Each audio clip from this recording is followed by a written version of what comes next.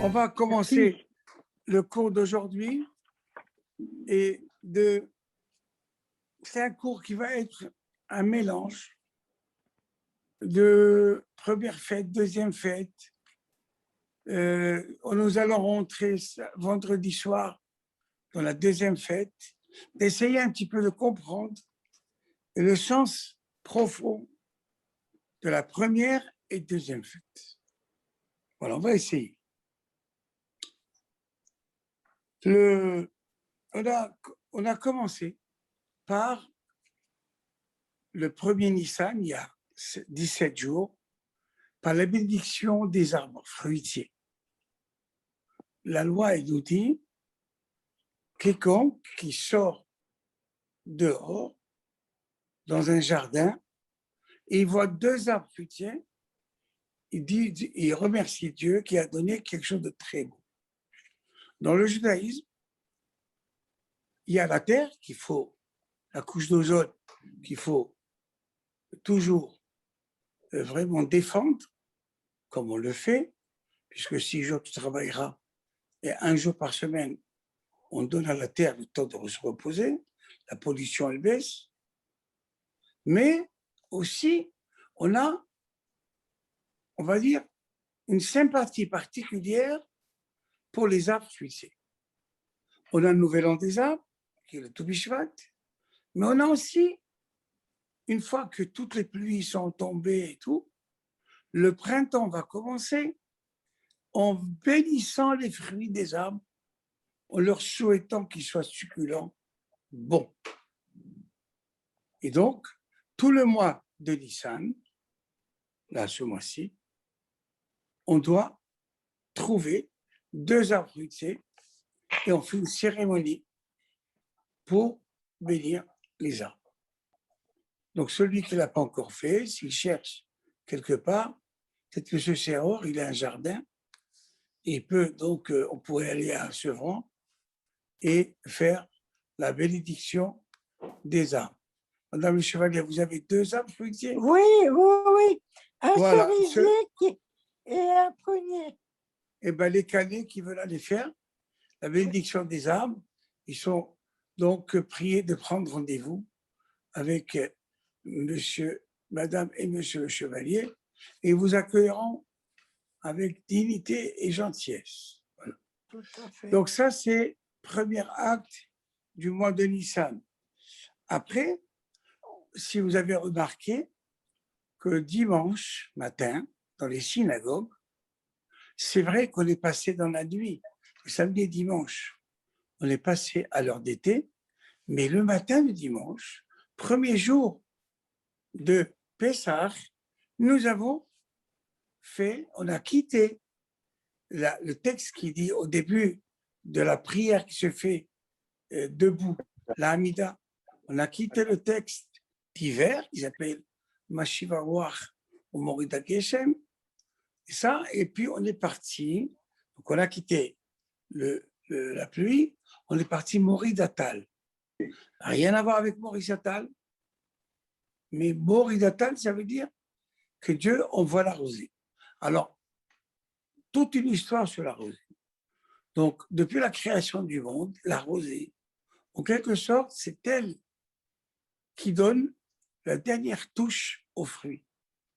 À l'époque d'Adam, c'est la rosée qui, en quelque sorte, venait et donc améliorer la terre. Et grâce à la rosée, la terre elle était fertile jusqu'à ce que le couple Adam et Ève ont fauté. Et à ce moment-là, la rosée, c'est devenu qu'une petite pluie fine, mais rien à voir avec la vraie rosée. Mais sait-on jamais, un jour ou l'autre, ça va revenir. Donc voilà, on est passé de Mashiva Ruach à Moridatal. Si vous avez remarqué, donc dimanche soir, on a commencé à faire un conte, le conte du Robert. Il y a un chanteur qui s'appelle le conte de je ne sais pas quoi. Il y a un comique. Le conte de Saint-Germain. Voilà. Donc, eh ben, c'est pas celui-là. C'est pas ce conte-là. Le conte de Homer, on le fait le deuxième soir de la fête de Pessah. Et on y va, ça va nous mener jusqu'à Shavuot. Et à ce moment-là, Shavuot, on va conclure la fête de Pessah. La fête de Pessah, elle va durer 8 jours, mais elle ne va pas se terminer. La fête de Pessah va se terminer à Shavuot, à la Pentecôte juive, donc 49 jours, pour celui qui ne sait pas, que Pentecôte, comme rappelez-vous Pentachop ou Penta, donc c'est 5. Pentecôte, 50. Et donc, Shavuot, c'est la fête des semaines. C'est la fête du Homer, la fête de la conclusion du conte de Homer. Depuis dimanche soir, là ce soir on est à 3e soir, nous déjà il fait très nuit, et on a compté déjà il y a 2 heures. Donc on était 2, on passe à 3. Et un compte un peu spécial, donc on fait 7 jours, qui font une semaine, après on fait une semaine et un jour, une semaine 2 jours, voilà. Donc toute une histoire, ça va nous mener à Shavuot, la fête des semaines, à la Pentecôte juive. Donc ça s'appelle le conte du Homer, et ça nous mène un petit peu donc aux lois du Homer, mais je pense que si on a le temps, on va revenir là-dessus. Et ça expliquera pourquoi monsieur Messali n'est pas rasé, alors que tous les mardis, on le voit rasé vraiment, on dirait qu'il sort du coiffeur. Voilà, aujourd'hui, donc sans doute, il va garder la barbe au moins jusqu'à la fin de la fête. Pendant mi-fête, nous avons des lois strictes concernant cet intermédiaire entre première fête et deuxième fête. Donc, on ne se rase pas, on ne va pas chez le coiffeur, on ne fait pas de linge, on ne lave pas le linge, on évite de repasser. Tout travail qu'on peut remettre après la fête, on le remettra. Voilà, donc c'est une période de 5 jours qui est très spéciale. En France, on n'a pas le choix de travailler parce que sinon on ne peut pas faire autrement. En Israël, très rares les gens qui travaillent, à part ceux qui vendent les épiceries ou les boucheries et autres, c'est pas obligatoire. Mais tout le reste, ils sont fermés.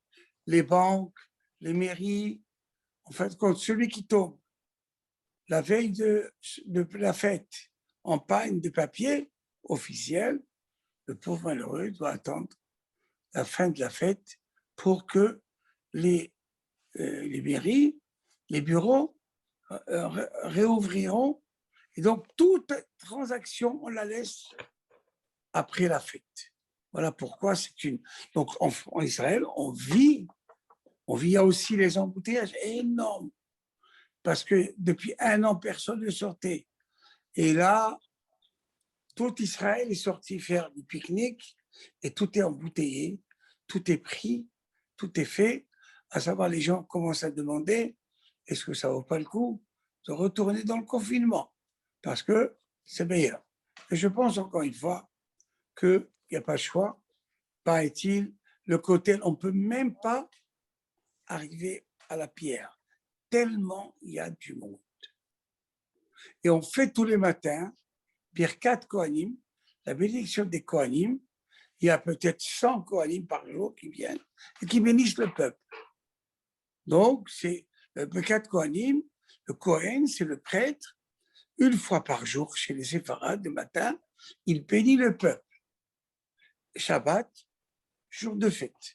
Donc là, au Kotel, il y a la cérémonie de la bénédiction des Kohanim, parce que, étant donné que les gens venaient au temps du temple, ils faisaient la fête de pèlerinage, et donc, ils venaient pour se faire bénir et faire 2 sacrifices, un de l'anneau de Pessah, et l'autre, c'était l'agneau ou le sacrifice de la fête. Et comme tout le monde, il y avait beaucoup de monde, tout le monde attendait, chacun son tour. Et donc, pendant les mi-fêtes, les Kohanim bénissaient le peuple avec les chants. On imagine cette chorale énorme. Donc, les chœurs des Lévites, paraît-il, ça laisse rêveur. Alors, non seulement le temple, mais aussi d'écouter la voix des Lévites qui chantaient 15 degrés sur les escaliers, et qui faisaient les psaumes de 120 à 125. Et chaque marche, ils chantaient un psaume, la psaume des degrés. Voilà, donc c'est bientôt, si Dieu veut, on verra ça, pas dans un film, mais on verra ça directement sur place. On viendra voir ça. Voilà, donc ça, c'est... Oui. Le Birkat Kohanim, moi je l'ai suivi ce matin par Facebook. On le voit merveilleusement bien. Mais il n'y a pas mieux d'aller sur place. Oui, ben oui, bien sûr, mais bon. Mais celui qui vous parle n'a même pas été. Donc. Ah, ben justement, je me suis demandé si vous y étiez. Non, non, je n'ai pas été. Non, attends, je tiens quand même à aller faire 3 heures de queue. Non, merci. Ça va. Il y avait un monde, c'était dingue. On ne peut même pas arriver au hôtel lui-même. Ah oui, non, mais ça ne m'étonne pas. Voilà. Mais donc, voilà. Il est diffusé sur Facebook. Bien sûr, bien sûr. Alors maintenant, on va parler un petit peu de la deuxième fête qui va nous attendre vendredi soir, samedi et dimanche. La fin de la fête, c'est dimanche soir. Il me semble que c'est 21h15, heure de Paris. Qu'est-ce qui va se passer? Vendredi soir, c'est comme vendredi soir dernier, on va passer à une autre fête qui s'appelle 7e jour de Pessah. Qu'est-ce qui s'est passé le 7e jour de Pessah? La traversée de la mer Rouge. Exactement. Je ne vous cache rien.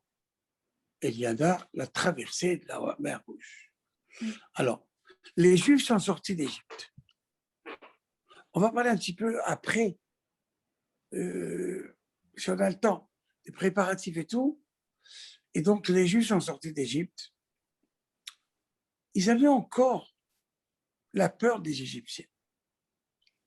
Et il fallait se séparer des Égyptiens et de leur peur. Et à ce moment-là, les Égyptiens sont ravisés et ils voulaient les récupérer. C'est normal, la main-d'œuvre gratuite. Qui n'aurait pas aimé?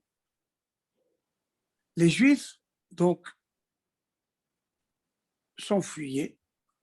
D'un côté, c'était les Égyptiens, de l'autre côté, il y avait la mer. Et Moïse leur dit, allez, pas peur, on y va quoi? Mais ne vous inquiétez pas, tout est réglé. Alors, sans doute, ils avaient la foi, mais ils demandaient, mais d'accord, mais les embarcations. Il leur dit, ne vous inquiétez pas, Dieu pourvoira. On imagine le scepticisme des gens.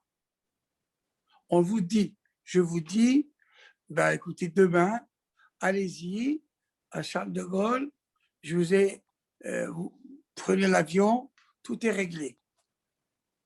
Dommage qu'on ne peut pas voir tout le monde, et on aurait levé la main, qui va croire que c'est vrai. Et je vous dis, allez-y, ne prenez pas de valise ni rien. Tout est là, tout est là.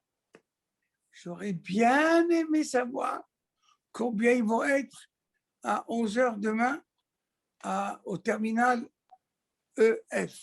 J'aurais bien voulu savoir. Ils avaient vu. Alors, imagine 2 500 000 personnes leur dire ne vous inquiétez pas. Ils avaient vu d'autres miracles avant aussi. Monsieur Serrault. Ils avaient vu d'autres miracles avant aussi. Donc oui, d'accord. Eh bien, je vous crois. Voilà, je vous donne aussi les miracles. Demain, venez, il y a des billets d'avion qui vous attendent dans le comptoir et la halle. Ne prenez rien du tout. Venez rien, sans rien. Et vous avez les repas qui vous attendent. Et vous avez tout. Allez, venez. Venez. Vous allez dire, j'ai pas le passeport et je peux pas, et le travail, et ça et ça. Eux aussi, c'est la même chose. Bien sûr qu'ils ont eu beaucoup de miracles, mais là, c'est la mer. Il n'y a pas d'embarcation. Il n'y a rien. D'un côté, les Égyptiens, et l'autre côté, et je pense que les Égyptiens, ils leur ont pas montré de drapeau blanc. Il y avait quelque chose à la main. Il y avait les épées, il y avait tout. Alors, malgré toute la foi, et voilà donc, malgré tout, Moshe leur dit, Dieu a dit de traverser. Allez-y. Combien ils sont partis? Combien, quand tu leur as dit allez-y, combien ils sont partis? Donc, il y en a plein qui sont retournés, qui ont eu peur. Un seul. Je crois qu'il y Une a seule personne. Et comment il s'appelle? Un de la famille des Nadav. Comment? Non, c'est pas Nadav. Presque. Il n'y a rien à dire là-dedans. Aminadab. Bravo. Et son prénom? Narshon. Alors, c'est le début d'un serpent en hébreu. Narshon. Ah, Narshon. Narshon. Nechon. De je Nefesh. vous tire mon chapeau. Néron. Narshon. Vraiment, vous avez un bon professeur, hein, franchement. Bravo. Alors, un monsieur qui s'appelait Narshon ben Aminadab, et donc, il a décidé de donner sa vie pour le peuple. Il s'est jeté à l'eau, et à ce moment-là, vous connaissez l'histoire, elle s'est ouverte, ils sont passés. Alors, les Égyptiens sont derrière, l'eau revient, ils sont noyés, ils ont récupéré tout leur argent, tout ça, et après, on n'entend plus parler des Égyptiens. Alors, ça, c'est le miracle, le secret de la traversée de la mer Rouge. Ça, c'est un. Donc, cette deuxième fête, elle va durer en France, et pas en Israël, en France, 2 jours. Il y a Shvi'i chez Pessah, avec un kidouche. Le vendredi soir, on intercale le petit texte de Machichi, et après, le kidouche de la fête, comme celui de la Gada, et avec Shérian, sans Shérian. Il n'y a pas de Shériano, parce que c'est la même fête. Et puis après, on fait Motzi sur la Matzah, et on fait après Birkat Amazon. Le lendemain, Shabbat, on ne lit pas la paracha Shmini, on va lire la paracha de la traversée de la mer Rouge en Exode. Et on va chanter Az Yasher Moshe, Ouvnei Israël.